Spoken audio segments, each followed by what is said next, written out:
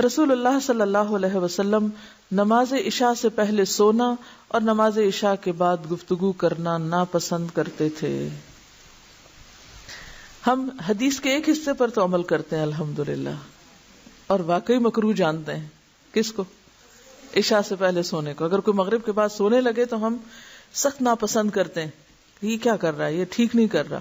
یا خود بھی کبھی ایسا کر بیٹھے کسی بیماری میں یا کچھ، تو وہ دل پہ ایک بڑا سخت بوجھ ہوتا ہے. لیکن حدیث کے دوسرے حصے پر عمل، یہ تو ہماری سوچ سے بھی نکل چکا ہے کہ یہ بھی عمل کرنے کی چیز ہے اور اس کا ہم اہتمام کریں.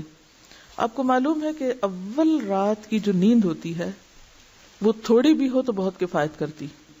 یعنی رات کے پہلے حصے میں اگر آپ چند گھنٹے بھی سو جائیں، 4 گھنٹے سو جائیں، 5 سو جائیں، 6 سو جائیں، تو آپ ایسے سمجھیں گے جیسے آپ بہت سو چکے.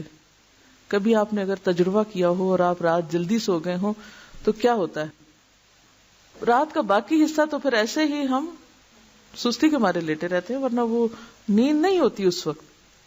کبھی ہوا آپ کے ساتھ ایسے، آپ رات جلدی سو گئے تو پھر کیا ہوا، آدھی رات کے بعد آنکھ کھل جاتی. فطری طور پر انسان کیا چاہتا ہے، اب اٹھ جائے.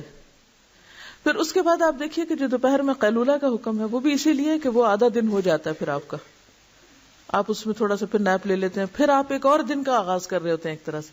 یعنی سونے کے بعد ایک طرح سے ایک نئے دن کا پھر آغاز کرتے ہیں، پھر آپ رات تک کام کرتے ہیں. تو یہ ہے ایک فطری تقسیم اوقات کی.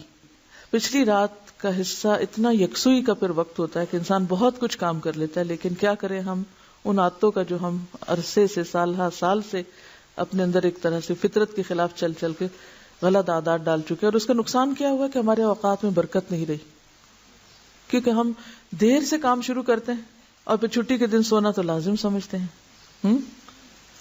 اور پھر کہتے ہیں کہ ابھی تو ہم جوان ہیں، کیا ہوا. ٹھیک ہے، انسان کے اوپر کمی بیشی ہوتی رہتی ہے، لیکن عزیمت کی راہیں اختیار کرنا زیادہ بہتر. یہ نفس پہ جبر بھی نہیں کرنا چاہیے، لیکن تھوڑا سا ہمیں اپنی روٹین کو تھوڑا پیچھے لے آنا چاہیے.